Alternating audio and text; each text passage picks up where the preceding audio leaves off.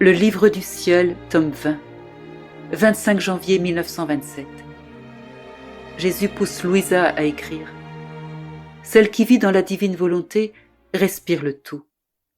L'âme qui vit en elle copie Dieu en elle-même et elle reste copiée en Dieu. Je me sentais malade et incapable d'écrire ce que mon Jésus béni manifestait à sa petite fille. Alors je suis restée sans écrire durant quelques jours. Jésus m'incitait intérieurement à écrire, mais je refusais en raison de ma grande faiblesse. Finalement, ce matin, sortant de mon intérieur, il me dit « Ce soir, ma fille doit écrire, parce que même si elle était mourante, je veux qu'elle donne les derniers éclats de lumière, forte et éblouissante, des connaissances sur le fiat suprême, afin que tous puissent savoir que ma volonté l'a toujours gardée occupée pour elle et pour son royaume, et que son dernier souffle ne sera qu'un dernier et puissant éclat de lumière qui restera comme un dernier témoignage d'amour et de manifestation pour le royaume de ma volonté. Par conséquent, je t'aiderai à écrire, et la petite fille de ma volonté ne refusera rien à son Jésus et à ce fiat qui, avec tant d'amour, te garde sur son giron pour te confier tous ses secrets. Je me suis alors décidée à écrire, même un petit peu, parce que mon doux Jésus se contente de tout.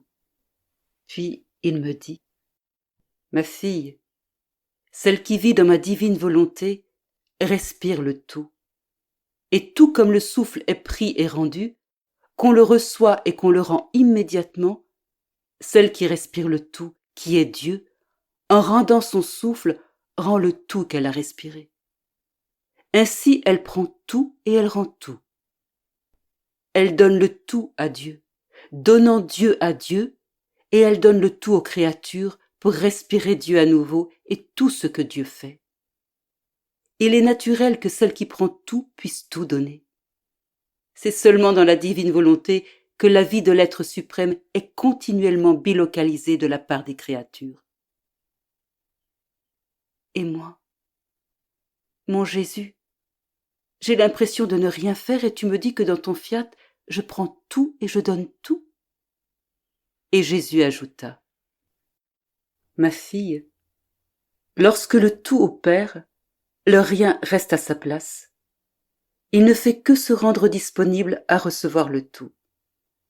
De plus, ne sens-tu pas en toi la force de ce tout qui, en te faisant tout embrasser et tout envahir, les cieux, les étoiles, le soleil, les mers et la terre, et embrasse tous les actes que mon fiat exerce dans toute la création, te fait tout apporter à ton Créateur, comme en un seul souffle, pour lui rendre tout et toute chose. Y a-t-il jamais eu quelqu'un qui ait pu donner et dire « Je donne tout à Dieu, même Dieu lui-même, parce que comme je vis dans sa volonté, Dieu est à moi, les cieux sont à moi, le soleil et tout ce qu'a fait ce fiat suprême est à moi. Ainsi tout est à moi, je peux tout donner et je peux tout prendre. Or il se trouve que celle qui vit dans la volonté a possession du tout, et cela forme et attire le royaume de la divine volonté sur la terre. Parce que pour former un royaume, il faut la force et la puissance du tout. Après quoi, il se fit voir comme un petit enfant qui fixait sur moi son regard, comme si je l'impressionnais. Et il voulait que je le regarde, au point de rester moi-même impressionnée par lui. Puis, tout amour et tendresse, il me dit « Ma fille, telle est l'image véritable de la vie dans mon vouloir éternel. L'âme copie en elle la divine volonté, et la suprême volonté copie l'âme, de telle sorte que ton Créateur conserve la copie de ton image imprimée en son sein. Elle lui est très chère, parce qu'il la voit exactement comme elle est sortie à son origine. Elle n'a rien perdu de sa fraîcheur et de sa beauté.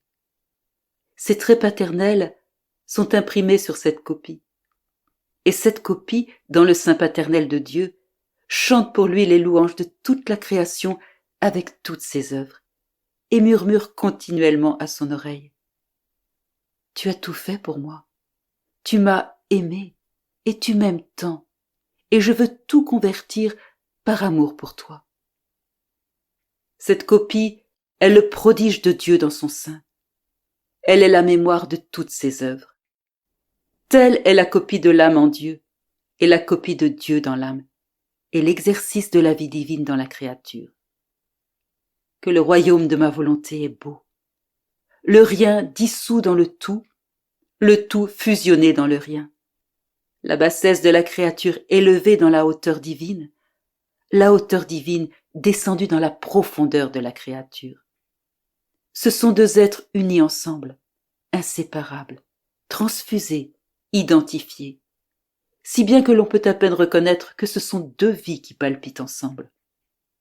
Toute la magnificence, la sainteté, la sublimité, les prodiges du royaume de ma volonté seront précisément cela.